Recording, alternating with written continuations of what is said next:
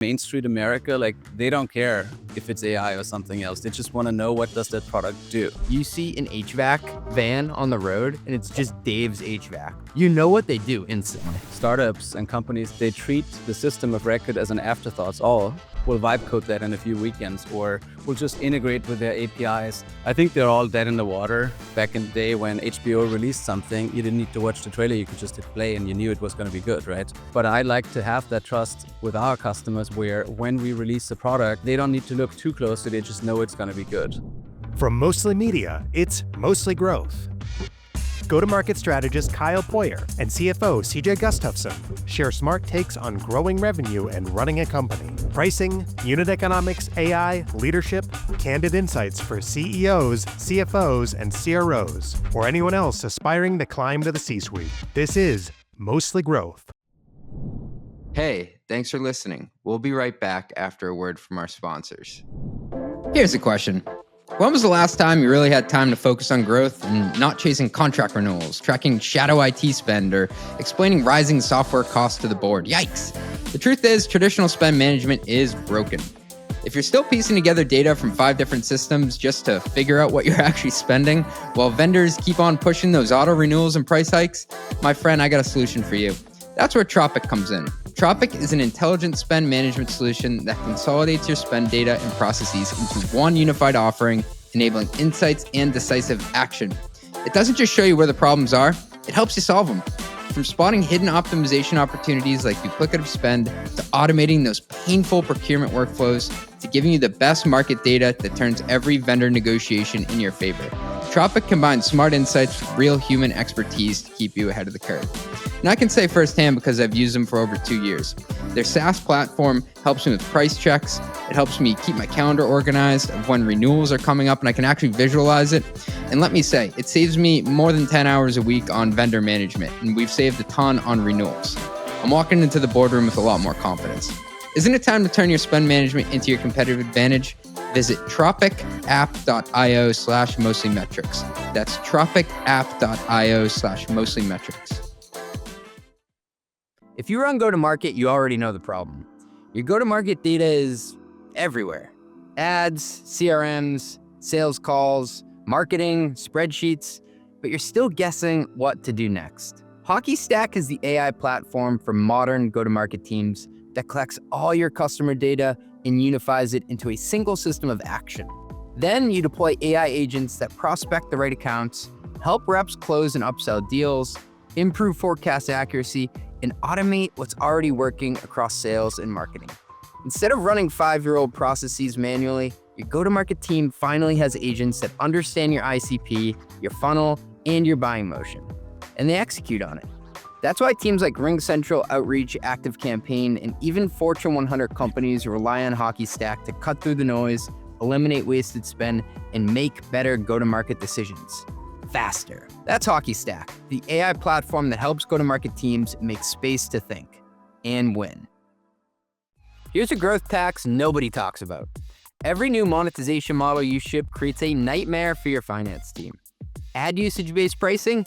Now you're tracking consumption against commitments. Launch product bundles? That's multiple performance obligations per contract. Offer mid-cycle upgrades? Woo! Good luck reallocating revenue manually. The irony is brutal. The pricing innovations that drive growth are the same ones that often break your finance process. But that's exactly where RightRev shines. RightRev is the revenue recognition engine built for companies that can't afford to let accounting slow down growth. Here's what most people miss, and I've come to deeply appreciate. Revenue recognition isn't just a finance problem. It's a go-to-market enabler. When your RevRec is automated, your product team can ship new pricing without asking finance for permission. And your sales team can close creative deals without worrying about downstream chaos.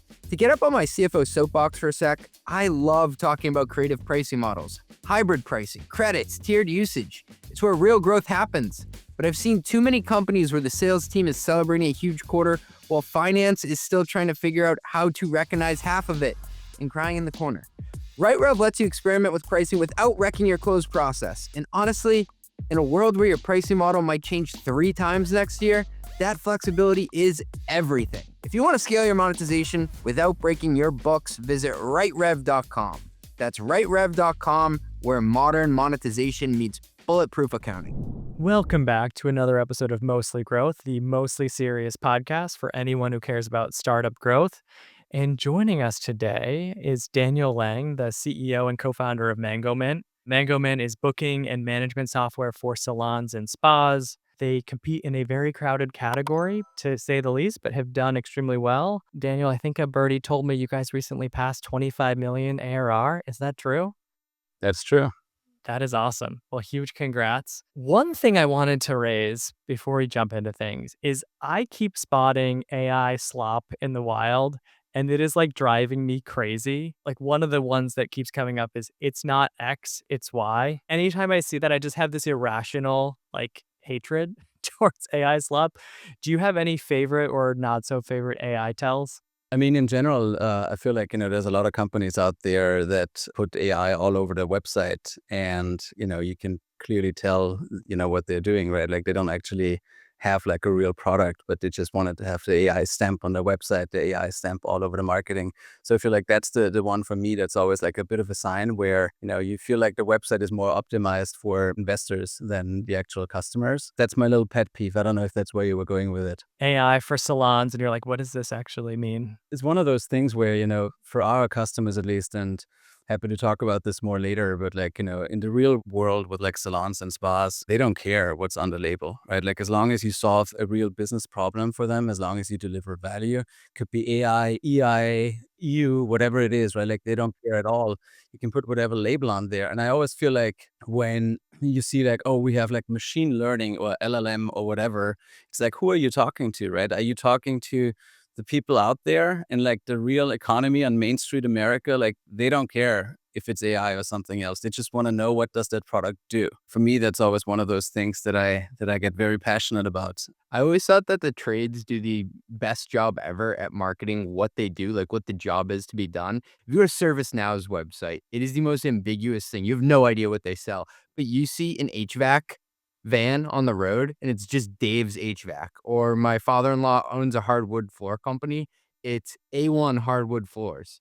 You know what they do instantly. I love it. I mean, the reason why is very obvious, right? Like, you have no tolerance for any BS. You walk into any of our customers' businesses and you start by like, hey, we have this product. It's like agentic, blah, blah, blah, LLM driven, whatever. They're like, get the hell out of here, right?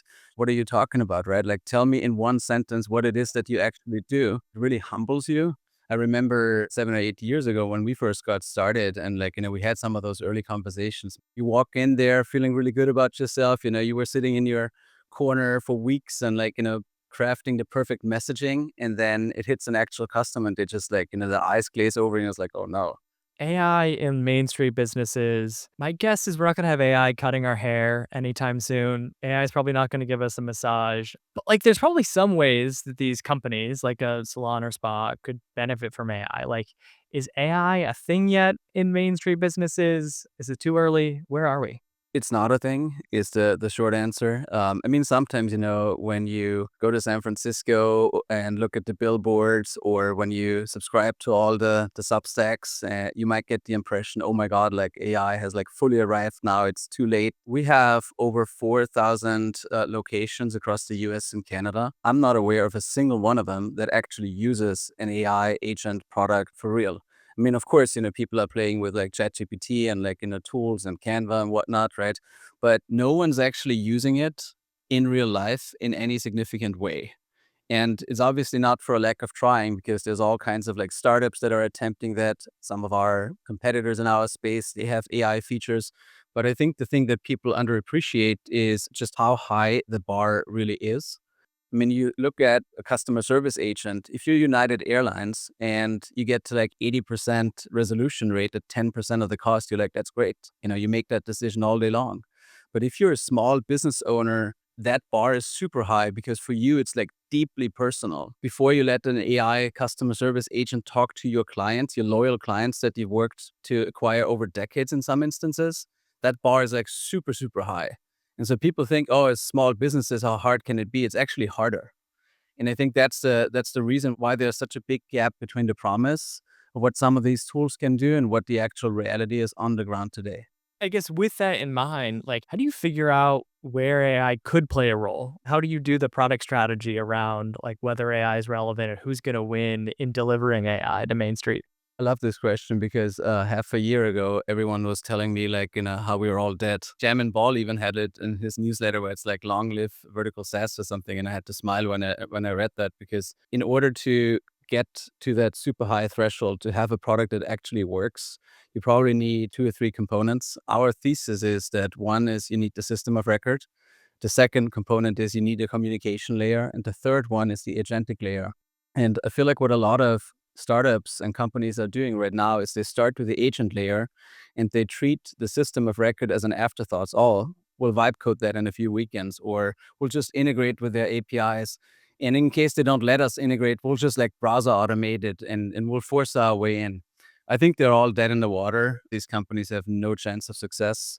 And the reason why is because we've actually worked really hard in a lab for quite a long time to build something. We've been humbled in many ways by how high that bar is. So I am convinced now that the system that actually works, like the first agentic system, if you want to call it that, will be used by small businesses in production, will have all of these 3 components, the agent layer, the communication layer, and the system of record in the same system.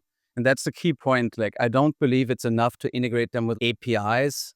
I think it's going to be in the same system itself. And there's few different reasons for it. There's technical reasons around, latency, access to metadata. A lot of that turns out to be super important to create those experiences that are actually good enough, right? And I'll give you an example. Like if you look at a scheduling software, you can say, well, CJ here, he has an appointment tomorrow at 3 o'clock. That's great to know, but a human, when they look at it, they would have context around, has he moved that appointment already? When has he booked that appointment? Oh, CJ always likes to book in the afternoons, never in the mornings, right? So when he reaches out and says, hey, I can't make it, my kid got sick, can I move it to next week?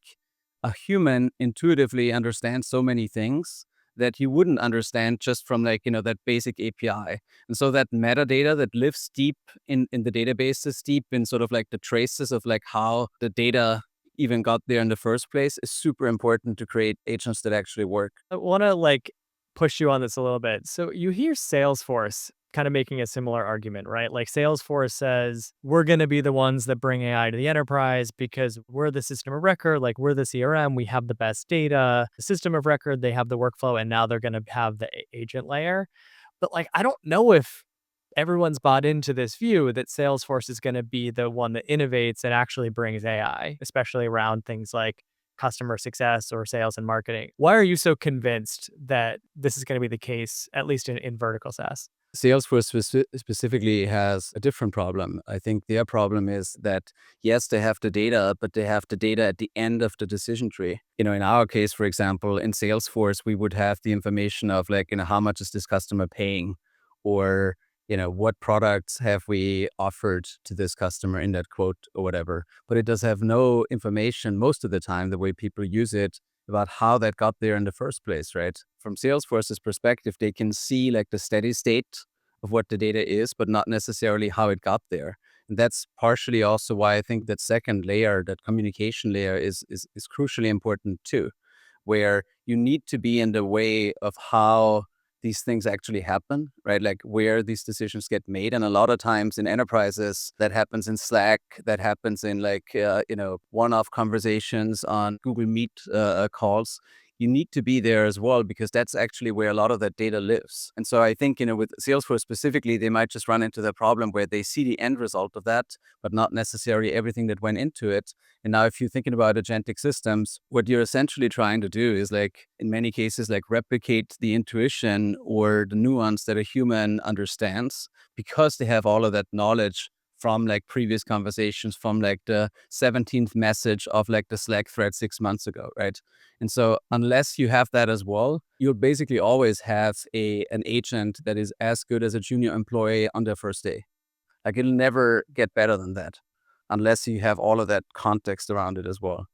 It sounds like context is king. There's a term being thrown around, system of action.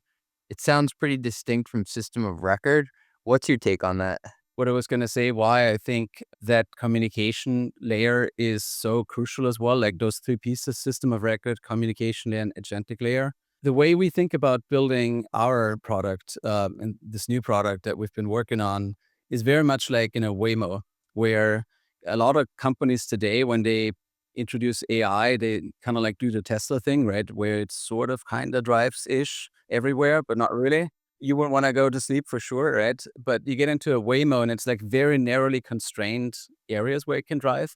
But when it drives, it drives. The other day, somebody like dug a hole into the ground and the Waymo freaked out and didn't know what to do. And then like a remote driver has to step in and take over. When that moment occurs, when that like rare exception occurs, I don't know what the percentage is, but it must be like low single digit percentages of rides where that happens. But when it happens, it's really important that that driver has all the situational awareness, to have all that context. And that is actually why I don't think we're going to see agentic products that live besides the system of record product, because you're not going to have all of that situational awareness when you do step in. I think it's going to be in the same browser tab, not in separate browser tabs. And what are the things that you're betting on AI doing for your customers? Like, what are some of those killer use cases? You're not excited about getting robotic massages, Kyle? I mean, if I can get a good one. So I think in our industry, right, we serve beauty and wellness businesses. The service they ultimately deliver is something that's usually human to human. This is not the thing that we're going after. We're going after everything that happens before and after that service occurs, right? So think on the front end: booking, scheduling, answering questions. Hey, I saw you have these two different types of facials on your website. I'm having a hard time deciding which one I should choose. Can you help me? My son got sick. Can I move this to like 2 days later? Or, hey, I can't make it at 4:30. Can I still come in at like 5 o'clock, right? That's a lot of what happens at these businesses. That's where a lot of like the communication happens. And from a business standpoint, you have to have somebody there to be able to answer these questions, to be able to handle that transactional volume, right? You can automate a lot of pieces, and we've done that for decades now. We have online booking, of course, and you can reschedule yourself. But the reality is a lot of that transactional communication still happens over texting, happens over chat, it happens over the phone. And so that's the obvious piece that we're going after. I am not a believer in this idea that many AI companies push of like, we'll help you grow, or we'll magically solve all of your marketing challenges. I think that's a lot of BS. It sounds really great, perhaps in an investor pitch, but I think when it meets the real world, it has a lot of problems. When you think about our customers, if you open up a skincare studio in your neighborhood in Boston, you could have the best marketing in the world. If it turns out there aren't enough people living in close vicinity that want that service, there's nothing you can do about it. Or if it turns out there's already 3 others on the street and there's like too much supply and not enough demand, there's nothing that can save you.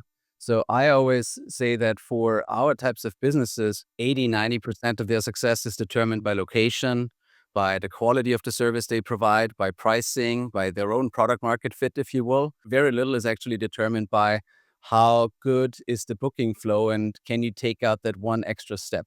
Like this idea that you can somehow like have a slightly nicer online booking and get more clients because of that, and never bought that.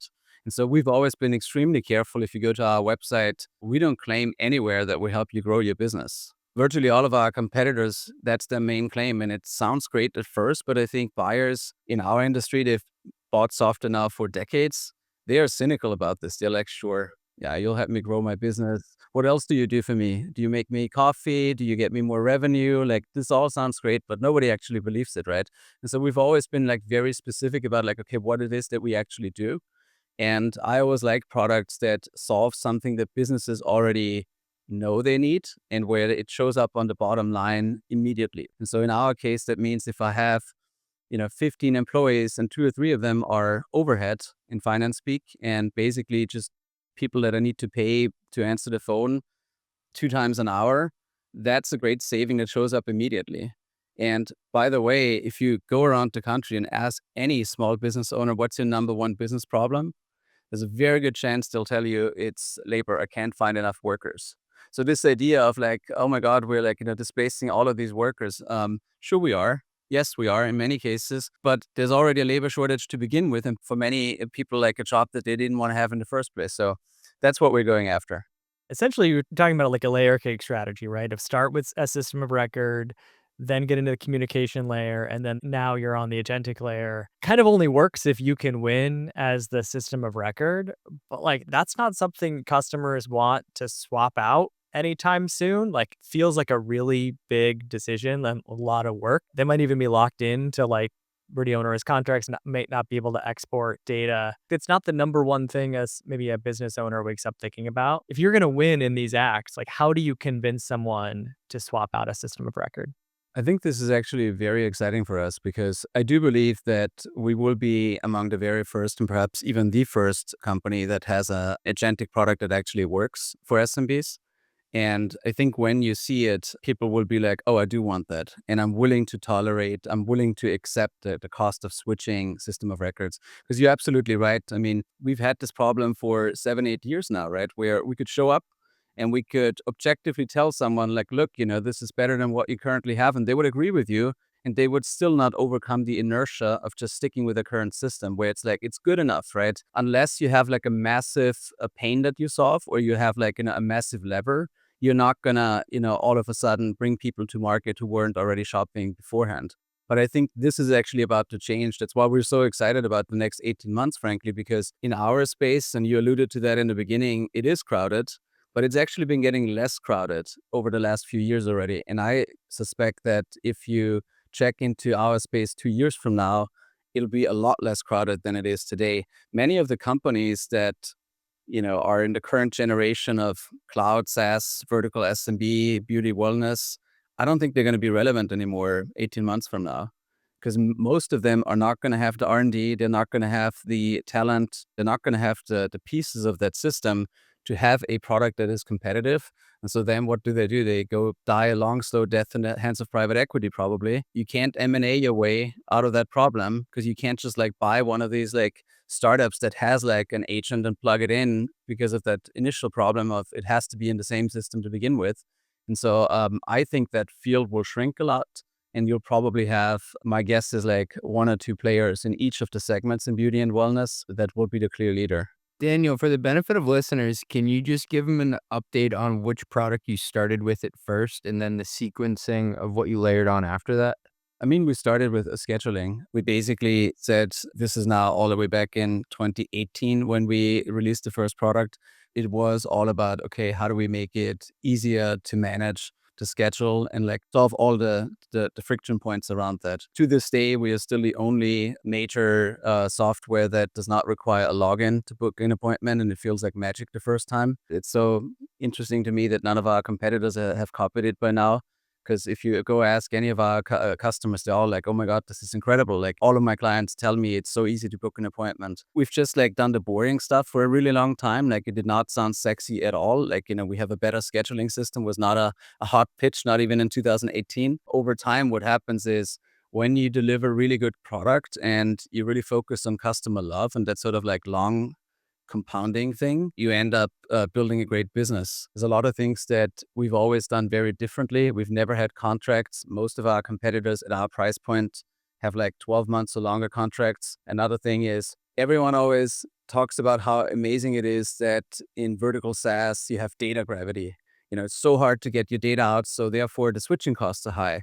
Well, we said, fuck that. Let's make it easy for our customers to get the data out because we don't want to take any prisoners. We don't want to have any hostages that just stay with us because getting the data out is too hard. So we literally like for no fee at any time they want, give our customers all the data complete, like, in a CSV format with IDs and everything that one would need to import it because we want to make it easy to leave so that we know that if they still stay with us, they're actually happy they're here because they want to be here and not because they're prisoners and they can't escape. And so we've always done like these sorts of things and sacrifice like short-term growth for that like longer karma, if you want to call it. And I think it has paid off many times over where people just like our product and are happy with it. I think I had a heart attack as a CFO when I heard you say you don't have contracts. That's why Daniel didn't hire you, CJ. So you started with scheduling. What happened after that? We did scheduling, we did POS, we did inventory. The way we went about it was more like, instead of doing everything a little bit, we said like, okay, let's make it really narrow and do everything for them. That meant that we did not have memberships. We did not offer packages. Those are all like, very basic features for our customers today. We have forms, we have charting. We're fully HIPAA compliant. We have 20% of our customers are in medical. That all happened later. So the sequencing was less which products do we have, but more like, okay, which features does each product have for the verticals, for the sub verticals that we're going after right now before we expand into the next sub vertical. Because even in 2018, everyone already had something. There's a lot of talk about like, oh, SMBs don't use tech. That's never been the case for us. In our beauty and wellness industry, it's always been like replacing another system. And so you come in and you're trying to replace MindBody, which at that point had already been around for 10 years. You better have an answer when they say, oh, how do I refund a transaction? Like you cannot not have that. There's like a relatively like wide set of features that you just need to have from day one. So the only way you can reduce it as a startup to get going is by really just focusing on a very, very, very narrow ICP and then expanding the ICP over time. You guys didn't even get into payments until what, like 2021, 2022 timeframe? That's right, yeah. Well, we had a partnership with a payment company, like traditional, they call them ISOs. So you could get payments, just not from Mangomint. And that's been, for us, that's always worked really well. It took us a really long time to get like charting, which is huge in the medical world, and forms. But we've always had before then like integrations with systems that did that. Once we built it, customers really liked it because I call it like, HBO before it turned shit, where, back in the day when HBO released something, you didn't need to watch the trailer. You could just hit play and you knew it was going to be good, right? You might not like it, but it was going to be good quality. HBO subsequently lost that trust, but I like to have that trust with our customers where when we release a product, they don't need to look too closely. They just know it's going to be good. And so we've always had that mindset of like being slow to release things. Even today, if you compare us against our next closest 2 or 3 competitors, we probably have less than half of the features they have. But they know that the ones that we do have are cohesive, they're really polished, they work really well, they're super well thought out. So that's been always our ethos. Which product launch was like the biggest unlock for you guys in terms of like growth and adoption? Most recently, Connect, we have almost half of our customers now using us as their phone, their texting, and their chat system. I believe we're still the only ones in beauty and wellness software that do that. That one's exciting just because of what I said earlier, where now we're in the way of the communication where that work actually does happen. So I feel like that's a pretty big unlock for us. Before then, I would say, it was a lot of like small things. You look at our growth charts over a few years and you wouldn't be able to find any inflection points. It's kind of like, micro adjustments, a little bit up, a little bit there. And then if you zoom in, it's like, okay, I guess this is when we became HIPAA compliant. All of a sudden, our medical vertical grew really fast. Duh, right? So it's a lot of like that. But if you zoom out, there is nothing that's like, oh my God, like we did this one thing and then it blew up. It was more like, just keeping at it for 7-8 years. You've got half your customers adopting it. You guys have a kind of a cool growth hack on that product. Would you be open to sharing that? I'm always like amazed by how some companies are very cagey about that thing. It's like anyone can go to our website. We optimize the shit out of it. It literally takes 20 seconds to start the trial. So anyone can find out themselves. I'm not giving away any secrets.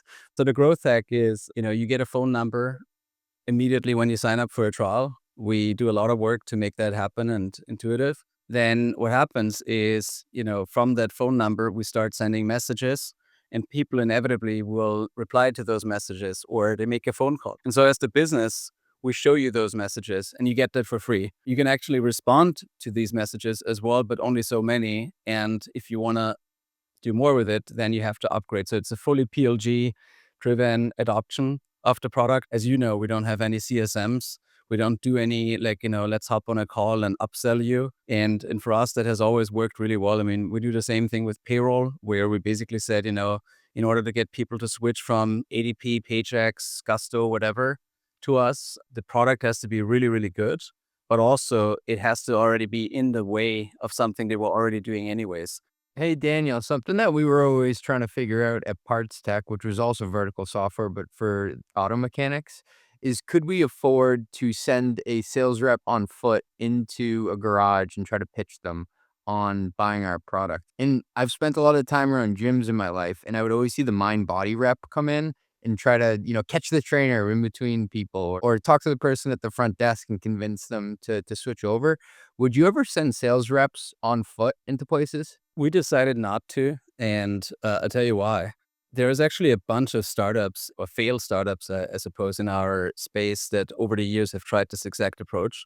And the problem with it is that it looks like it works in the beginning. The same thing with just like pure cold calling, right? Like it always works in the beginning because you're just going after the ones that are most likely to convert as you should. And then because they've never heard about you, it works. And then what happens is like you end up stalling out in like the 20 to 40 million ARR range. And CAC becomes so high that at some point at a board meeting, somebody raises their hand and says, hey, this like 36 months CAC payback, I'm not so sure about that anymore, right? And then you turn this one thing off that helped you grow in the first place, and all of a sudden you're flatlining. And I think there's a number of companies where that happened in our space. And so our thesis was always like, people aren't looking to switch actively. And unlike restaurants where it might be different because there's just so many, there aren't as many beauty and wellness businesses as there are restaurants. You don't have the density, like you're going to burn through that list very quickly. And it might take you a year or two. And in that 1 year or two, it will look like it's working. And then after a year or two, now you've exhausted the TAM. Now it starts to get hard and then you run out of ideas. And so that was always the reason why we stayed away from that motion. And back when Kyle invested in our business, when is it, like 4 or 5 years ago, we were already like fully PLG. I'd actually be curious at PartsTech if it was any different, because it sounds like it's a tough buyer to get into as well, right? It's an incredibly tough buyer. Most of the mechanics would be under the car with a wrench, and you're going to ask them to step out and talk about software. I can imagine if it's an owner and they're in the spa business, they may be with a client. But it was also the math that just didn't math, because we didn't sell a subscription right off the bat. Like, we would try to upsell you a subscription later. It costs a lot less than the core system of record would cost. So it was a smaller price point, but we made a percentage on every transaction. And so it was difficult for us to substantiate sending somebody in, and the products they were selling, the way we monetize them. To your point, it would take a lot of months to recoup that. The only thing I would say is like, if you have really strong NRR, you could kind of like factor that into the CAC payback calculation. I know this is getting nerdy, right? But like CAC payback, if you do it on the steady state of what somebody signs up with, it might look really shit. But if you know they're going to expand at a certain rate over the next few years, that actually compresses your CAC payback period quite a bit. And then if you do like second order revenue effects, right, where you get one customer, but you know for sure that 50% of your growth is like word of mouth. Could you afford to treat some of that as like future marketing budget? We've played with those ideas as well in like a very targeted way, where we said, okay, do it in such a targeted way where, yes, we're not going to just reach everybody, but like we are going to go to like the top ones. The issue that we always ran into is just because you target them doesn't make it any easier to get their attention actually, right? So the numbers are still really bad. Like, you might have to hit 100 to get like 2 customers in the end. It's really hard to make those numbers work. I love the stories about vertical SaaS companies and how they went to market and got their first customers. There's a company called Fair Harbor, which does the scheduling and booking in the tourism industry for activities. So if you want to rent a jet ski or go on a whale watch, and what they did when they started out is they literally put a person in a van in Hawaii, and they would just drive around to all the tour operators and try to get them to buy the product. And they got to a pretty substantial ARR number by just dropping reps into different places and saying, listen, we'll pay for all your expenses and stuff. Just literally drive around to these places until they all say yes to you. In the very beginning, you got to do what you got to do, right? The first 50 customers, we knew everything about them. Like we would go there 10 times. We would know the names of their kids. We would show up with literally cakes and bribe them essentially to spend any amount of time with us. Like you got to just do whatever it takes. I think the question is once you have 50, 100, 200 customers, right? What's the mechanism that you can repeat? I know it's such a startup thing now, but just do things that don't scale. We definitely embraced that in the beginning. CJ, on the growth side of things, I had a CFO math question for you.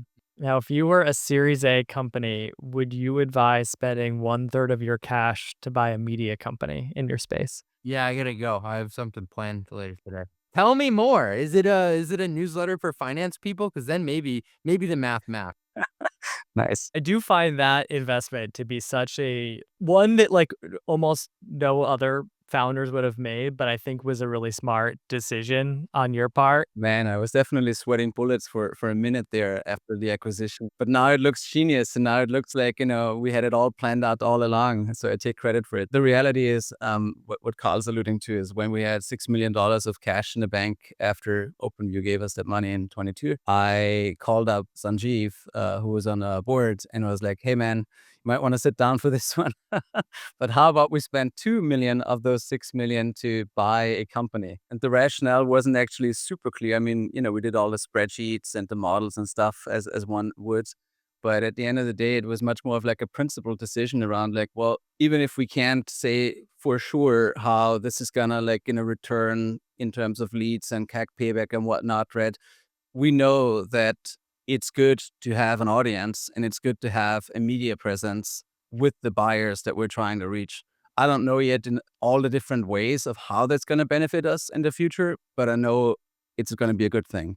And so that was kind of like the decision back in 2022 when we made that acquisition. This was like pre-LLM and like pre-ChatGPT and all of that stuff, right?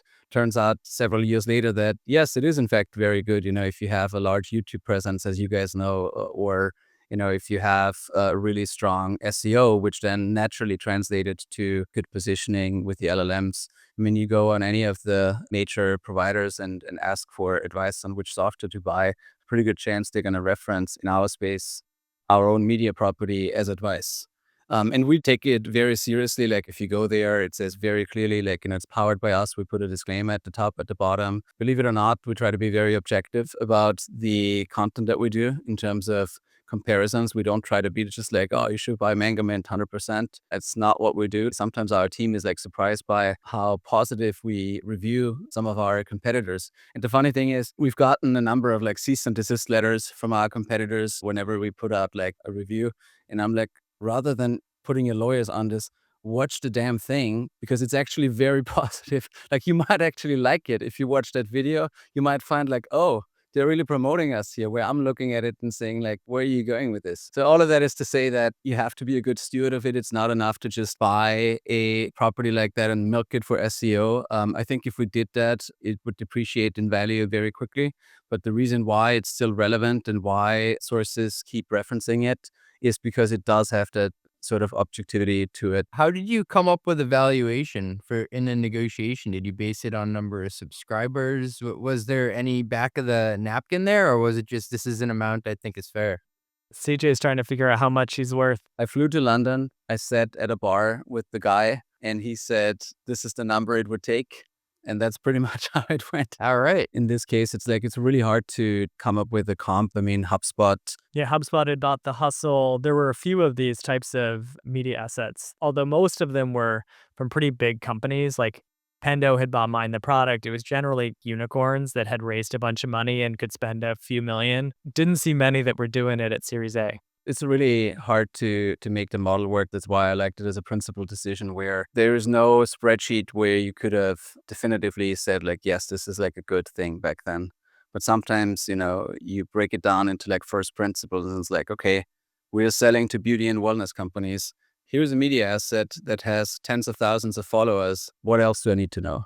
All right, next up, we have got our segment called Business Blunders, something you saw in business that you thought probably shouldn't have done that. This fine venture capital from OpenView back in the day, they wanted to introduce me to some companies potentially to run finance at. And there were two that were put in front of me. One was PartsTech, where I ended up becoming CFO. The other one was for a VP of finance role at this salon company. I think they did vertical software. Mango something or other. Yeah, it sounds like a smoothie bar that you were interviewing at. Maybe I was just talking to Jamba Juice and it wasn't actually the right person interviewing me.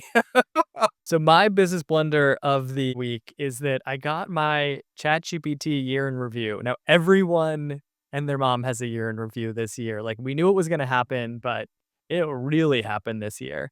And I have to say, ChatGPT's was probably the creepiest thing I've ever seen, because they have access to everything I've ever asked about, my deepest and darkest secrets. But it turns out they do know me pretty well. They put together an image that was basically my life in ChatGPT. and it's complete with cold brew, newsletter writing, good, better, best pricing page, a plant, and LinkedIn. So they got it right, but it creeped the hell out of me. Man, your guys is really fun. So mine is gonna sound like an angry rant in comparison. So now I'm not sure We're here anymore. for it. Mostly just, it's the end of the year and contracts come up for renewal. And so you look at your vendors and you look at like, oh, okay, who has done well for us? And just before we wrapped up the year, one of our largest vendors, a company that shall be unnamed, but you can figure it out. They are the largest company providing SMS, phone, and all of those services to software companies, publicly traded, decided to just like give us a little Christmas present and just like change the rules of like, how campaigns get approved and like, right before the end of the year. And so they basically left us with like, hundreds of stranded customers stuck in some stage. And this is the second time of the year that they did that. And then I sat back and thought about it and it's like, well, why is this even a thing? Like we pay them well over $1 million a year, Whoa. and why can they treat us like that, right? Then I was like, well, obviously it's a monopoly, right? Like there is no decent competitor that we are aware of, and so they can pretty much do whatever we want. And so my, I guess, business blunder is companies getting to such a scale where they can just like abuse that and not realizing perhaps like, the damage they do to themselves long term. Look at their stock price over time and you wonder why it's not performing. And I think there's a lot of like things that, go back to decisions that were perhaps made, 2 or 3 years earlier, where customers just stop liking you because you do things to them, you don't treat them well. And then, it's very hard to see the line in that. But like, I know that for a fact that the second we can get out of that contract and have a good competitor, we'll be gone. And, for them, it'll look like, oh, here we lost like a relatively large 7-figure customer and they will never know why. This business blunder is courtesy of Ben, so he sent it to me. He makes fun of me because I use a Lenovo ThinkPad. And so it's this tweet: if your new tech job gives you a Dell laptop, you have 3 warnings before you get fired. If you have a MacBook, your job is safe if the next funding round comes in. If you have a Lenovo ThinkPad, you're probably going to spend 28 years there.